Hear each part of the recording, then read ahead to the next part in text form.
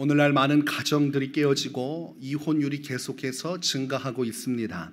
2021년 혼인 건수는 19만 3천 건인데 이혼 건수는 10만 2천 건이었습니다. 그러니까 한 해만을 두고 본다고 하면 결혼한 사람들 반 이상이 또한 이혼을 하고 있다, 이렇게 우리가 생각해 볼 수가 있겠습니다. 그러니까 오늘날 이혼율이 계속해서 높아지고 깨어지는 가정이 많다 보니까 지나가는 사람들 10명 중에 10커플 중에 5커플은 곧 헤어지겠구나, 이렇게 생각해도 틀림이 없다는 말과 같습니다. 이제는 결혼식 가서 다른 이야기 할 것 없이 제발 이혼만은 하지 말아달라, 이렇게 덕담을 해야 하는 시대를 살아가고 있습니다. 오늘날 왜 이렇게 많은 가정들이 깨어지고 이혼하는 일들이 벌어지는가? 이런저런 이유가 참 많지요. 또 속사정은 부부만이 아는 것이지만 결론적인 것은 한 가지, 사랑이 식었기 때문입니다. 사랑하는 마음이 식었기 때문에 서로 간에 같이 살 수 없게 된 것입니다. 사랑하고 아끼는 마음이 있다면 어떻게든 문제를 해결해 볼 텐데 이 사랑의 끈이 끊어지고 나니까 그럴 이유를 찾지를 못하는 것입니다. 내가 왜 이렇게 고생을 해야 하는가? 내가 왜 이런 인생을 살아야 되는가? 그것보다 사랑이 더 작기 때문에 현실 앞에서 가정이 깨어지기 시작하는 것입니다.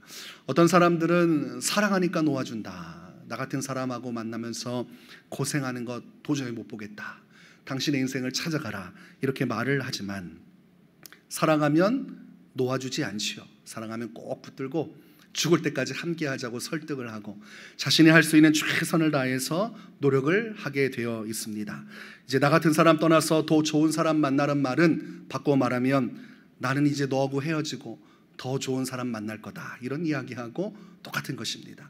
말만 그럴듯하게 이야기하지만 사랑이 식었고 다른 사람을 만나고 싶은 마음이 있으니 또 가정 안에서 그렇게 헤어진 일들이 계속 이루어지는 것이죠.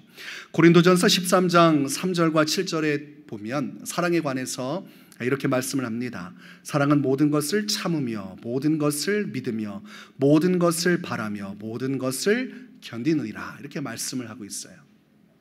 여러분, 사랑하면 모든 것을 견뎌낼 수 있다, 이게 성경이 주는 진리입니다.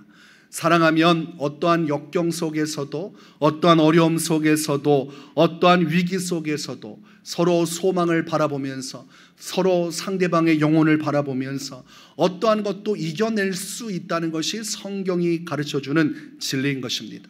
설령 집안에 고구마 하나밖에 없어도 부부가 그 고구마 나눠 먹으면서 그 안에서 눈물 흘릴지라도 같이 손 붙들고 그 어려운 시기를 이겨내게 하는 것, 그것이 사랑의 힘이라는 것입니다. 오늘 말씀 듣고 각 부부가 은혜 충만하게 받아서 고구마 먹으면서 우리 함께 해보자, 이런 결단이 있었으면 좋겠습니다. 예수님은 마태복음 24장에서 말세의 징조를 말씀하십니다. 제자들이 예수님께 나와서 세상의 끝날 말세에는 어떤 일이 벌어지겠습니까? 라고 궁금한 것을 예수님께 묻습니다. 아마도 여러분이 제자들이라면, 그리고 예수님이 옆에 계시고 그분이 진리를 알고 계신다면 여러분들도 동일한 질문을 했을 겁니다. 도대체 마지막 말세는 어떻게 되는 것인가? 어떤 일이 벌어지는가? 그때 예수님께서 여러 가지 이야기를 해주셨지만 그 중에서 우리가 살펴볼 말씀은 마태복음 24장 12절의 말씀인데 예수님은 이렇게 말씀해 주셨습니다. 불법이 성함으로 많은 사람의 사랑이 식어지리라. 사랑이 식어지는 세대가 오게 되리라고 말씀을 하고 있습니다. 오늘날 사랑이 식어지고 있어서 가정이 수없이 깨어지고 있으니 이 가정이 깨어지는 모든 현상들도 말세의 징조 중에 하나구나, 우리가 이렇게 판단을 해볼 수가 있습니다. 이 사랑이 식어진다는 것은 두 가지로 크게 나누어 볼 수 있을 것인데, 첫 번째는 사람과 사람 간의 사랑이 식어진다는 것을 우리가 생각해 볼 수 있고, 또 한 가지는 사람과 하나님과의 관계의 사랑이 식어진다는 것을 우리가 살펴볼 수가 있을 것입니다. 하나님께서 사람을 향해서 주시는 사랑, 그것을 성경은 아가페라는 원어를 사용하는데 창조주의 절대적인 사랑을 의미합니다. 우리가 사랑받을 자격이 없지만 우리의 자격을 넘어서서 이유를 불문하고 하나님께서 베풀어 주시는 절대적인 사랑, 그 사랑은 십자가를 통해서 온 인류에게 나타났습니다. 그래서 로마서 5장 8절은 우리가 아직 죄인 되었을 때에 그리스도께서 우리를 위하여 죽으심으로 하나님께서 우리에 대한 자기의 사랑을 확증하셨느니라, 이렇게 말씀하고 있습니다. 하나님이 얼마나 사람을 사랑하시는지, 피조물 된 우리의 인생을 사랑하시는지, 우리를 향한 사랑을 십자가의 구원의 역사를 통해 드러내셨다는 것이죠. 아들이신 독생하신 예수님을 죽이시면서까지 우리를 사랑하셨다는 겁니다. 그분을 내어 주심으로써 얼마나 내가 너희를 사랑하는지 자 이제 보거라, 그리고 나의 구원에 참여하라고 부른다는 것입니다. 그러니 이 마지막 말세 시대에 사랑이 식어진다는 것, 그 중에서 사람과 하나님과의 관계에 이 사랑이 식어진다는 것은 하나님의 사랑이 식어진다는 것을 의미하지 않습니다. 그렇다면 우리가 바꿔볼 수 있다면 사람들이 하나님을 향해 드리는 이 사랑이 식어지는 것이 말세의 징조라고 할 수가 있는 것이에요. 초대교회 때 성도들이 하나님을 얼마나 사랑했습니까? 얼마나 뜨겁게 주님을 섬겼습니까? 하나님을 향한 그 사랑의 마음, 십자가 구속의 은혜를 받아서 자신의 인생 전체를 송두리째 내어드리면서 주를 섬겼지요. 그러나 그런 사랑의 역사는 시간이 흐르면서 퇴색되어 버리는 모습이 나타났는데, 예수님은 요한계시록 2장 4절에서 에베소 교회를 책망하십니다. 말씀하시기를 그러나 너를 책망할 것이 있나니 너의 처음 사랑을 버렸느니라, 이렇게 이야기합니다.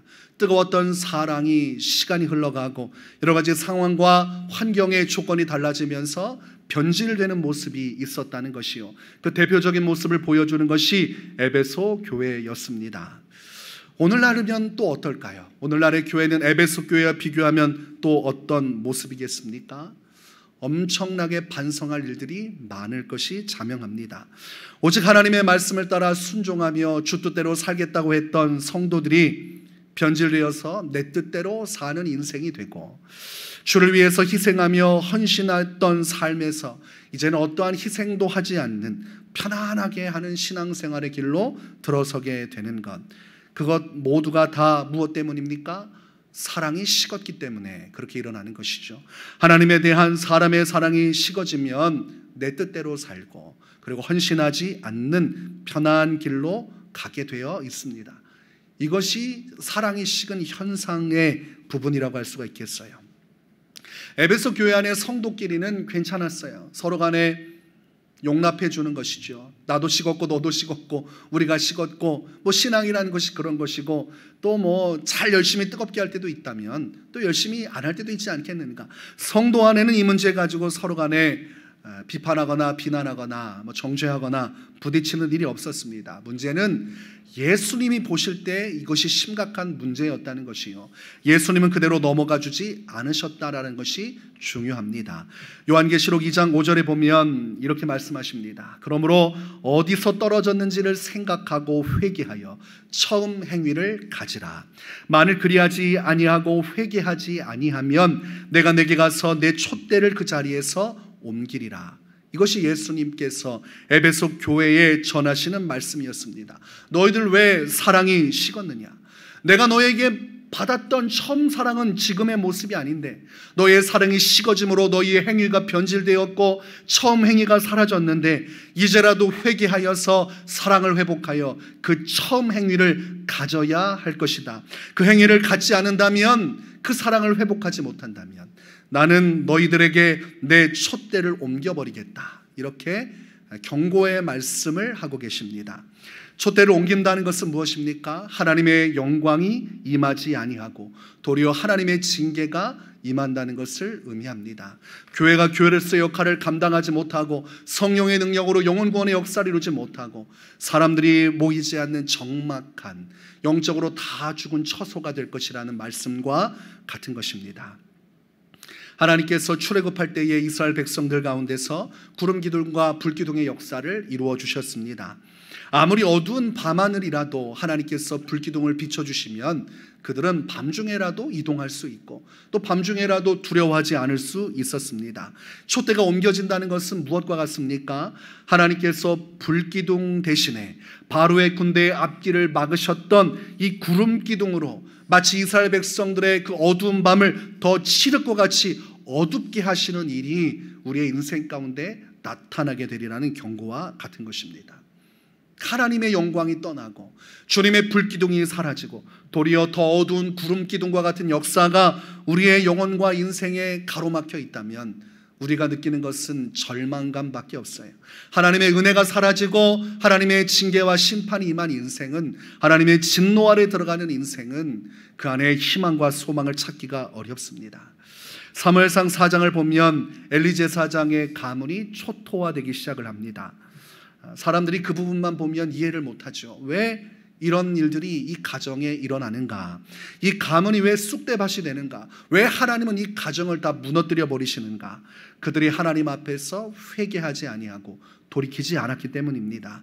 성경 말씀을 보니까 엘리의 두 아들 홈니와 비느하스가 전쟁터에서 죽게 되고, 또한 엘리는 두 아들의 죽음의 소식을 듣고 충격을 받아 의자가 뒤로 넘어져서 목이 부러져 죽게 됩니다.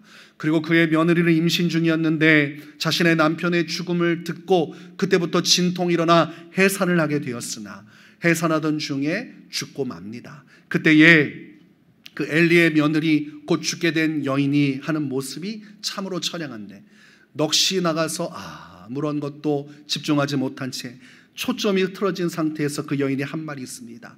영광이 이스라엘에서 떠났다. 하나님의 영광이 이스라엘에서 떠났다. 그것이 바로 촛대가 옮겨지는 것입니다. 하나님의 영광 안에서 주님의 은혜를 누리던 사람에게 주님의 영광이 사라지고 그 죄악만이 가득하여서 그 죄악의 고통이 가중되고 그 죄악으로 인해서 주님의 은혜가 아닌 하나님의 징계 가운데 나아갈 때에 영광이 이스라엘에서 떠났다는 말을 할 수밖에 없는 처량한 인생이 되는 것이 우리의 삶의 현실이라는 것입니다. 오늘날 하나님께서 여러분의 인생 가운데 베푸시는 은혜를 멈추시면 여러분은 아무것도 할 수 없습니다. 수많은 일들이 여러분 안에 벌어지게 될 것이요, 여러분이 당연하게 여겼던 것들이 주님의 은혜라는 것을 그제서야 깨닫게 될 것입니다. 하나님께서 원하시는 것은 처음 사랑을 잃어버리지 않는 것입니다. 하나님께서 영원히 변함없이 우리를 사랑하시는 것처럼 우리도 이 땅 가운데서 하나님을 변함없이 사랑하기를 주님은 원하시는 것입니다. 하나님을 너무나 사랑하여서 듣게 드렸던 그 충성된 우리의 삶, 헌신된 삶을 주님은 여전히 기다리고 계시고 회개하여 그 행위를 찾는 것만이 주님의 영광 안에 머무는 것이라고 경고를 하고 계시는 것입니다. 그런 오늘날 사단이 어떤 일을 행하겠습니까? 성도들의 마음에 주님을 향한 사랑이 식어지게 만드는데, 어떻게든 하나님으로부터 마음이 멀어지게 만들어서 마귀가 성도를 흔드는데, 그 흔듦이 어떤 겁니까? 거룩함을 상실하게 만들고 헌신을 상실하게 만들고 하나님의 말씀에 대한 순종을 이루지 못하게 막아서는 것입니다. 사랑하는 마음을 무너뜨리고 나니 성도들이 하나님께 드릴 것이 아무것도 없는 세대가 되었고, 오늘날 말세를 향해 나가는 이 시대의 흐름, 그리고 교회의 흐름도 역시나 너무나 많은 것들을 상실한 채로 살아가고 있습니다. 하나님이 마땅히 받으셔야 할 그 영광이 상실된 시대 속에서 오늘날 교회는 마지막 말세의 시대를 뚫고 나가고 있는 것입니다. 그렇다면 우리가 분명하게 마음속에 먹어야 될 것은 하나님을 사랑해야 한다는 것인데, 그럼 우리가 어느 정도로 주님을 사랑해야 하는가? 하나님께서 만족하실 만한 사랑은 무엇인가? 우리가 예수님을 사랑한다는 것은 도대체 무엇을 말씀하는 것이며, 이 마지막 말세 시대에 사랑이 식어진 세대 속에 내가 어떤 사랑을 주께 드려야 하는가? 우리가 의문을 제기해야 하는 것이죠. 그리고 답을 내야 합니다. 그래야 회개하고 돌이킬 거 아닙니까? 그래야 내가 어떤 길로 가서 주님의 마음에 기쁨을 주고 주님의 영광 안에 머물 수 있는지 온전한 답을 찾을 거 아니겠습니까?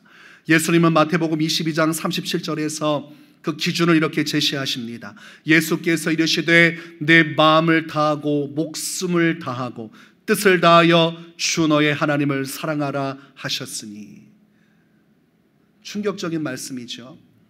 그냥 예수 믿으면 된다고 믿고 교회 나오면 된다고 해서 나온 사람들이 참 많은데, 오늘날 그냥 교회 한 번만 나와도 그것만으로 교회는 감사해야 하고 있는데, 그러나 예수님의 요구는 그 이상을 원하고 있다는 것을 알 수가 있습니다.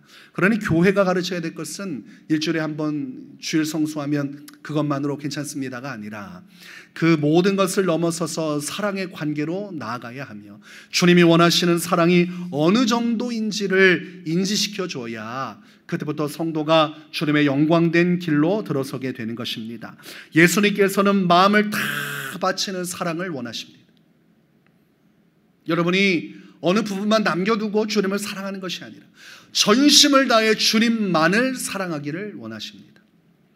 그리고 우리의 목숨까지라도 내어줄 정도로, 하나님이 원하시면 내 목숨 드릴 수 있는 사랑으로 주 앞에 서기를 원하십니다.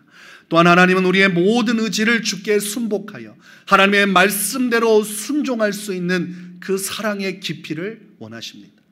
내 뜻과 내 생각과 전혀 달라도 하나님이 원하신다면 제가 그 말씀대로 순종하겠습니다. 주님을 사랑하기에 그 말씀에 순종할 수 있는 의지가 있는가? 내 마음을 모두 쏟아내서 주님 한 분만을 사랑하고 있는가? 우리 하나님을 위해서 내 생명까지도 드릴 마음이 있는가? 이 마음의 중심, 이 사랑의 중심을 주님은 보고 계시고 오늘날 이 정도로 주님을 사랑하라고 말씀하고 있는 것이죠. 그래서 사도 바울은 이 예수 그리스도의 말씀 앞에서 이렇게 화답을 합니다. 갈라디아서 2장 20절에 내가 그리스도와 함께 십자가에 못 박혔나니 그런즉 이제는 내가 사는 것이 아니요 오직 내 안에 그리스도께서 사시는 것이라.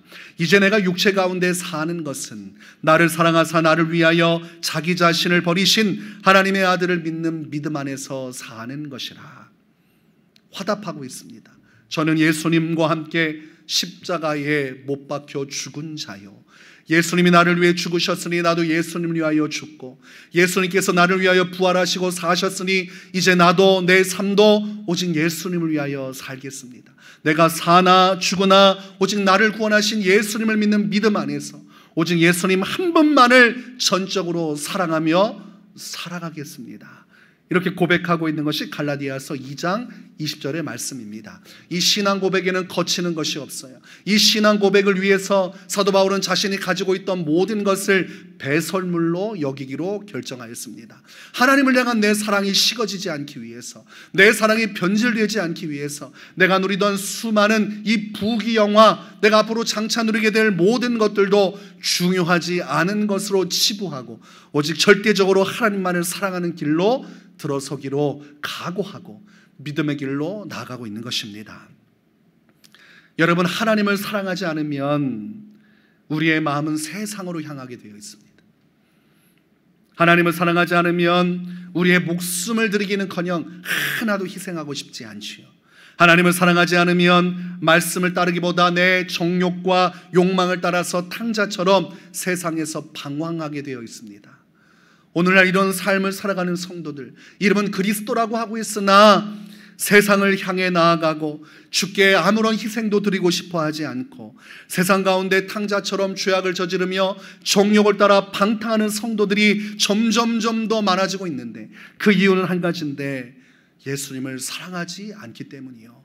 예수님을 사랑하는 마음이 처음에는 있었지만 그 마음이 상실되어 가고 있기 때문이고 희미해져 가고 있기 때문에 그것이 현장에서 온전히 다 드러나고 있는 것입니다. 우리의 삶은 우리가 어느 정도로 주님을 사랑하고 있는지를 정확하게 나타내 주는 것입니다.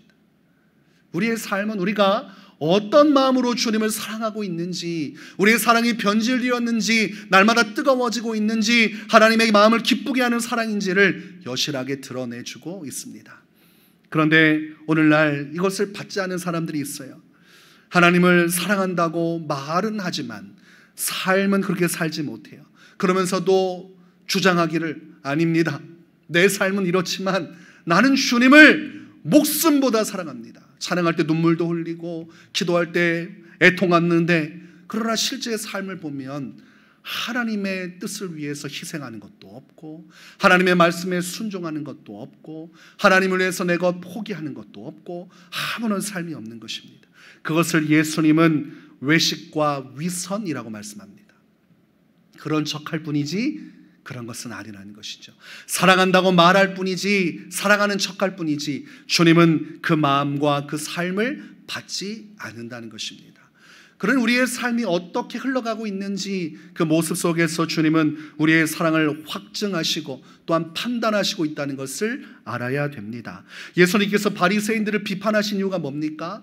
말은 번지르르한데 겉으로는 경건해 보이고 거룩해 보이고 하나님만을 사랑하는 것 같고 일생을 주께 헌신된 자들 같은데 막상 그들의 삶은 주님을 경외하지 않고 주를 사랑하여서 주의 말씀에 복종하는 것도 없고 희생하는 것도 없고 헌신하는 것도 없으며 도리어 재물을 사랑하고 명예를 사랑하고 사람들에게 존경받고 높임을 받는 것에만 마음이 쏟아져 있으며 정작 주님을 향해서 아무것도 하지 않고 있으니 주님은 그들을 외식하는 자요 위선하는 자라고 책망하시면서 그들이 도리어 하나님의 심판을 받게 되리라고 말씀하신 것입니다. 그런 오늘날 성도들이 그리스도인으로 산다고 하지만 정작 삶은 바리새인적 삶을 살고 있는 것입니다.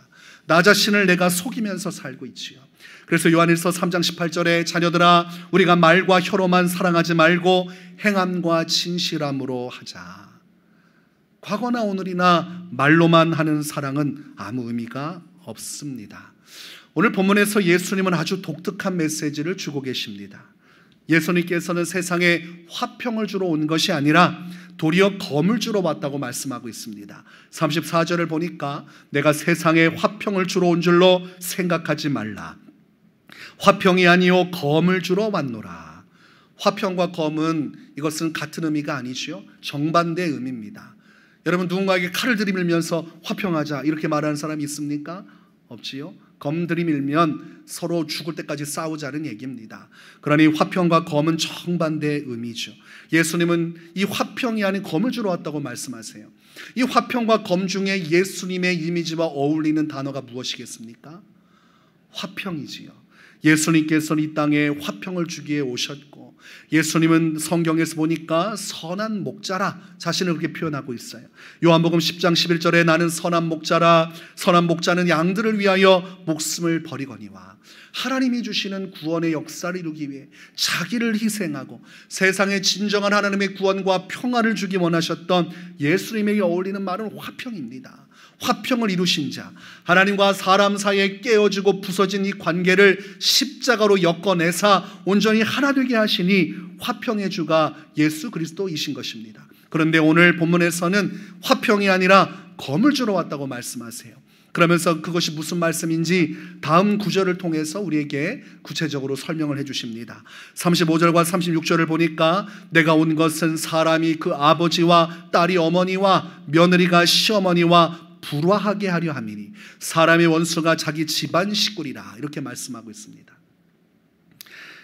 예수님 때문에 집안에 화평이 깨어지고 집안 가운데 갈등이 시작되고 분쟁이 일어날 수 있음을 이야기하는 것이죠. 예수님을 믿을 때로부터 마치 한 쌍의 검이 주어져서 서로 칼로 찌르고 베듯이 가정 안에서 자기 집안 식구 안에서 엄청난 일들이 일어나게 될 것을 말씀하시면서 그것을 일컬어 검을 주러 왔다 이렇게 표현을 합니다. 왜 이런 일들이 벌어지는 것인가? 왜 사람의 원수가 자기 집안 식구가 되는 것인가? 여러분 한 가정이 있습니다. 모두 다 영적으로 무지한 가정이고 불신의 가정이에요. 그런데 그 가정 중에 한 자녀가 예수님을 믿게 되었습니다. 십자가 구속의 은혜를 깨닫고 회개하였고 심령이 거듭나서 하나님의 자녀가 되었고 성령이 주시는 감동 속에 천국의 소망을 가지게 되었어요.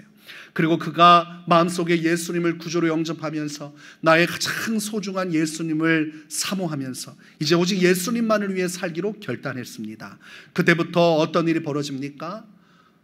이때부터 문제가 시작되는 거예요. 가족들은 평소와 다름없이 일요일이 돼서 가족여행을 떠나려고 합니다. 자, 우리 아침에 다 준비해서 가족여행 가자. 그런데 그 한 자녀가 말하기 시작해요. 엄마 아빠 전 오늘부터 일요일은 집에 있지 않아요. 무슨 일이니? 오늘부터 저는 교회에 계속 갈 겁니다. 저는 교회에 꼭 가야 되고 앞으로 일요일날 가족 모임은 못할 것 같습니다. 가족들이 설득을 하겠지요. 왜 그러니? 신이 어디 있고 그리고 종교생활 이런 거는 나중에 해도 늦지 않아. 먼저 가족들 간에 서로 평화로워야지. 우리가 이렇게 같이 여행하는 거 얼마나 더 하겠니? 우리가 시간 내서 하는 거니까 이것부터 먼저 하는 것이 사람으로서, 우리 가족으로서 좋은 선택이라고 생각한다. 설득을 하죠. 설득이 되겠습니까?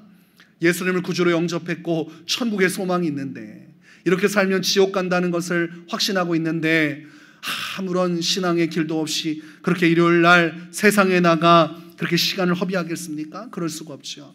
도리어 마음이 뜨거워져서 그럴 수 없다고 나는 교회 가서 예수님 예배해야 된다고 이야기를 하겠지요. 그러면 처음에는 서로 웃으면서 대화하다가 갈등이 더 커질 겁니다.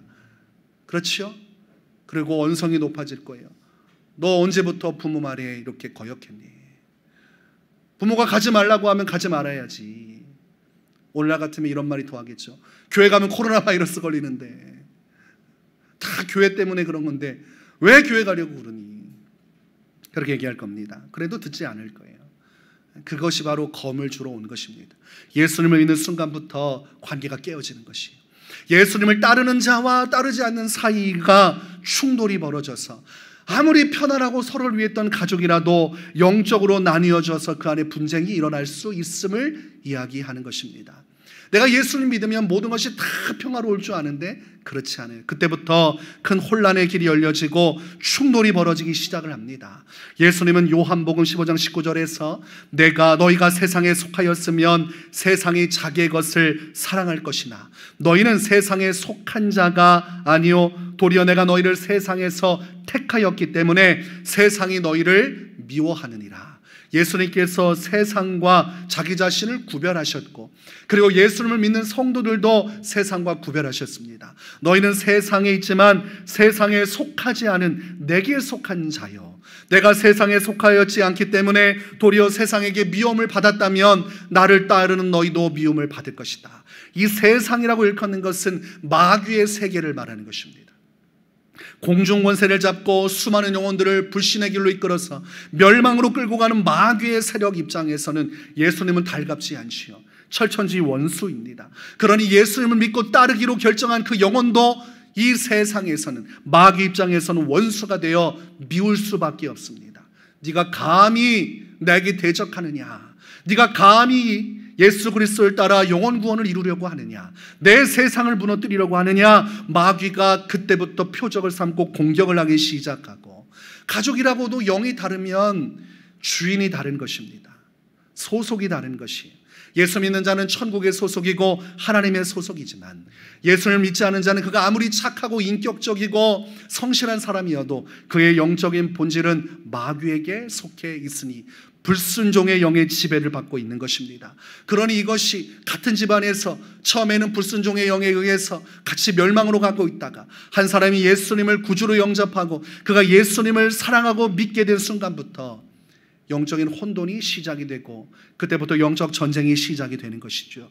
고린도후서 6장 14절과 15절에 너희는 믿지 않은 자와 멍에를 함께 매지 말라.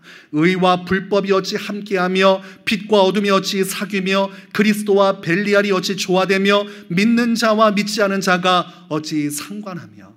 믿는 자와 믿지 않은 자는 아무리 혈연이고 정말 평생의 친구라고 해도 근본적으로 다르다는 것입니다.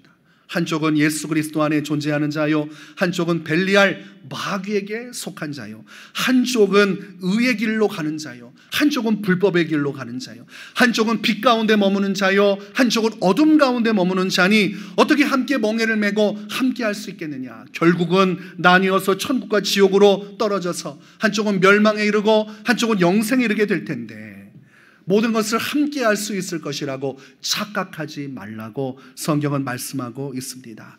그러니 예수님을 사랑하면 사랑할수록 가정 안에서 갈등이 증폭되는 것입니다. 세상 가운데서 예수님을 사랑하면 사랑할수록 마귀에게 속하고 마귀에게 붙들린 자들과 계속해서 충돌이 일어날 수밖에 없지요.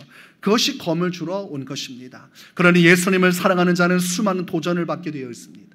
세상으로부터 공격받고 예수님을 대적하는 자들과 원수가 되며, 그리고 남들이 이해해 주지 못하는 인생을 살 수밖에 없습니다. 제가 고등학교 시절 예수님을 만나고 믿게 되었고 은혜를 체험했는데 그때부터 참 어려웠던 것 같아요. 교회 안에서 예수 믿는 아이들이 소수가 있는데 그 아이들은 그냥 주일날 가서 교회 학교에서 그때만 교인이지 학교 나오면 교인이 아닙니다. 기도도 안 하고 말씀도 안 보고 뭐 예수님 얘기도 안 하고 매일 친구들하고 놀고 자기가 교인이라는 걸 절대 알리지 않아요. 제가 그들의 정체를 확인하기까지 1년이 걸렸습니다. 교회 다닌다는 말을 일체 하지 않는 거예요. 매일 술자리 있으면 술자리 가고 친구들과 어울리고 정체를 숨기며 그렇게 살아갔지요. 근데 전 정체를 드러내고 예수님 믿는다고 하고 사랑한다고 하니까 엄청나게 공격을 많이 받았습니다. 조롱도 당하고 비판도 당하고 회유도 당했어요. 정말 외로웠습니다. 야, 이렇게 하나님을 사랑하는 사람, 예수님을 사랑하는 사람이 없는가? 내가 사랑하면 사랑할수록 나만 이상한 사람이 되는 거예요. 너 왜 금요일 날 기도회 가니? 너 왜 새벽 예배 가니? 너 시험 기간인데 왜 주일날 교회 가니?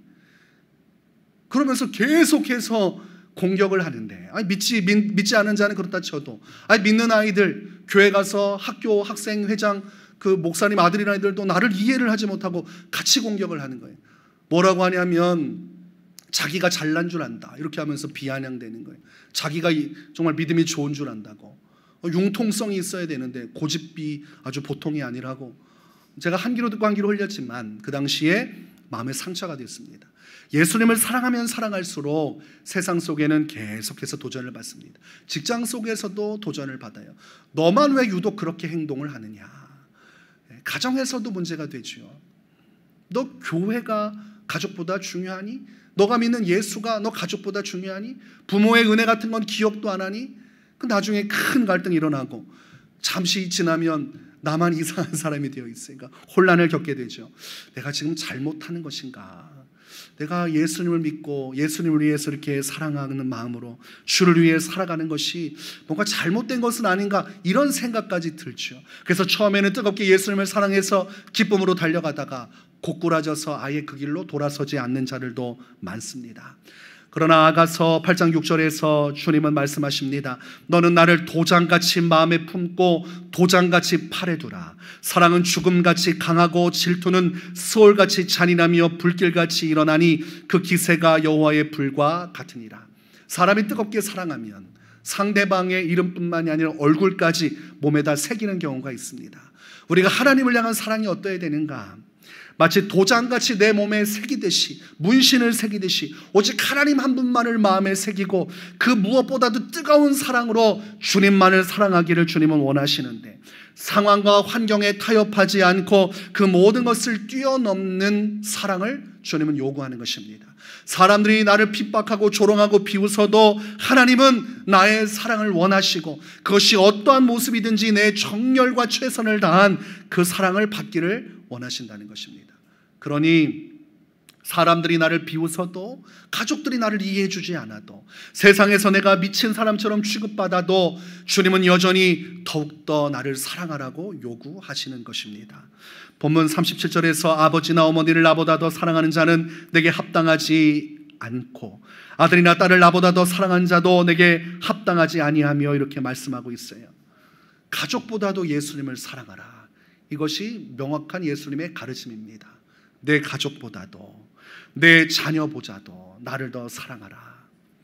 그리고 본문 38절에 보니까 또 자기 십자가를 지고 나를 따르지 않는 자도 내게 합당하지 아니하니라 이렇게 말씀을 하고 있습니다. 너 자신보다도 나를 더 사랑하라. 주님이 여러분에게 원하시는 것은 여러분 소중한 내 생명, 나라는 인생의 가치보다도 더 예수님을 사랑하라고 말씀합니다. 여러분이 너무나 아끼는 여러분의 가족, 여러분의 생명과 같이 귀하게 여기는 여러분의 자녀들, 그리고 여러분에게 소중한 부모님보다도 예수님을 더 사랑하라고 말씀하십니다. 내가 예수님을 사랑하는 그 길 가운데 막아서는 것이 있다면 거기에서 절규하지 말고 그럼에도 불구하고 끝까지 예수님을 사랑하라고 말씀하고 있는 것입니다. 수많은 사람들이 이 고비를 넘지 못해요. 가족의 고비를 넘지 못해요. 가족의 고비를 넘기지 못해요. 코로나 바이러스 때 수많은 자녀들이 부모들한테 연락을 했다고 그래요. 교회 절대 가지 마십시오. 또 아멘 하고 자녀의 말을 따라 교회 안 나오는 사람들이 참 많았습니다. 여러분, 자녀가 교회 가지 말라고 하면 그래, 아유 우리 자식이 나 위해서 전화해 줬는데 우리 자녀 걱정하지 않게 교회 가지 말아야지. 그것은 어디에서 걸려 넘어지는 것입니까? 자녀에게서 지금 걸려 넘어지는 것이. 자녀를 예수님보다 더 사랑하면 자녀의 말에 귀를 기울이고 따르게 되어 있습니다. 자식을 예수님보다 더 사랑하면 그렇게 되어 있어요. 자식이 내가 예수님 믿고 헌신하는 것 때문에 어려움을 겪고 희생하고 힘들어하면 그건 못 보고 뭘 합니까? 주님 적당히 하겠습니다. 제가 어떻게 애들 이렇게 고생시키며 하겠습니까? 자녀에게서 발목이 잡히는 거예요. 내 모든 걸 두고 예수님을 사랑하라고 하셨는데 자녀가 발목을 잡아서 아무것도 하지 못하고, 그리고 한번 발목이 잡히면 마귀가 가만 내버려두지 않습니다. 한번 그렇게 굴복하고 내 사랑을 내려놓으면 그때부터 뭔가 주를 위해 하려고 하면 그 자녀를 통해서 발목을 계속 잡습니다. 아무것도 하지 못하게 막아요. 그래서 결단이 필요합니다. 우리의 관점이 바뀌어야 돼요. 내가 소중하게 여기는 사람들 사랑하세요. 그리고 그들을 소중히 여기세요. 그들과 함께 인생을 살아가십시오. 그러나 내가 주님을 사랑하는 것에는 영향을 받아서는 안 됩니다. 내가 내 것을 포기해서 그들의 만족을 일으켜주는 것은 하나님보다 그들을 더 사랑하는 것이에요. 그리스도인은 그럼에도 불구하고 내게 주신 사명과 주님이 내게 주신 은혜를 따라 주를 사랑하는 길로 가되 어떻게 해야 됩니까? 내가 바꾸는 것이 아니라 그들이 바뀌어지도록 해야 하는 것입니다.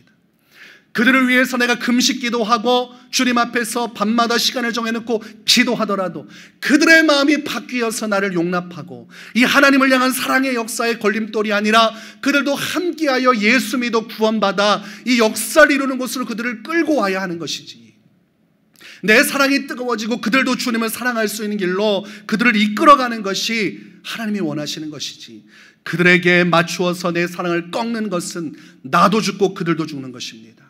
살아계신 예수님을 섬기고 사랑하는 것은 성경이 우리에게 아주 원하는 것입니다.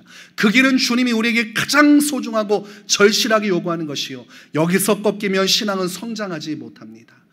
내가 예수님보다 다른 것을 사랑하고 그것에 발목이 잡힌 순간 뜨거웠던 사랑이 급속도로 냉각되기 시작하고, 거기에 한번 멈춘 순간 아주 오랜 기간 신앙의 성숙을 이루지 못하고 그대로 매너리즘에 박혀있게 됩니다. 여러분의 신앙은 누구에게 붙들려서 그렇게 멈추어져 있습니까? 여러분이 하나님께 나아가고자 하는 그 뜨거운 열정을 막아서고 있고 그것에 걸림돌이 되고 있는 것은 우상과 같습니다.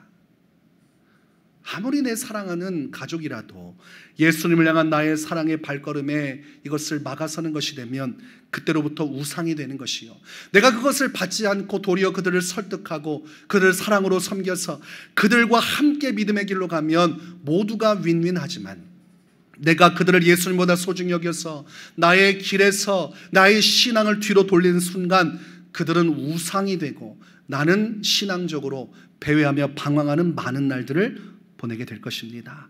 그러니 여러분들 마음속에 결단을 하세요. 주여, 제가 예수님을 이 세상 그 누구보다 그 무엇보다 사랑하게 하여 주십시오. 내가 예수님을 믿는 것 때문에 가정 안에 불화가 일어나는 것 당연한 것이라는 것을 말씀에서 배웠는데, 세상에서 미움받고 질시받는 것, 조롱받는 것 당연하다고 말씀하셨는데, 이제 뒤로 돌아 타협하고 그리고 융통성 있게 산다고 하여서 내 신앙의 사랑을 꺾는 자가 아니요, 더욱더 그럼에도 불구하고 더 사랑할 수 있는 길로, 그리고 어떻게든 기도하여 나를 방해하고 힘들게 하는 자들도 함께 예수 그리스도 안에서 이 일을 이루어 나가는데 내가 오히려 그 방향으로 이끌어갈 수 있는 영적인 역할을 감당하게 하여 주십시오. 이 마음이 여러분에게 분명히 있어야 여러분이 발목 잡히지 않습니다. 마귀에게 눌려서 사랑이 식지 않습니다. 그래야 에베소 교회의 길로 가지 않고 처음 행위에서 떨어져 나가지 않고 뜨거운 사랑이 식지 않고 계속해서 더 깊이 가는 것입니다. 신랑 신부가 결혼할 때 아주 중요한 질문을 하지요. 검은 머리가 팥불이 될 때까지 신랑은 신부는 신랑을 사랑하겠는가? 중요한 질문을 하고 있습니다. 오늘날 제가 여러분에게 묻겠습니다. 여러분의 인생이 다 맞춰질 때까지, 그리고 예수님이 이 땅에 심판주로 재림하시는 그날까지 세상 그 무엇보다 그 누구보다, 심지어 나의 가족과 나의 자녀들보다 나의 성공과 내가 누릴 수 있는 부귀영화보다 예수님을 더 사랑하시겠습니까? 사랑하는 이들과 분쟁이 일어나고 갈등이 일어나더라도 뒤를 돌아보지 않고 내 십자가 지고 오직 주님만을 사랑하는 그 길로 나아가시겠습니까? 변치 않은 이 사랑으로 예수님의 큰 기쁨이 되는 인생이 되시기를 주의 이름으로 축원합니다.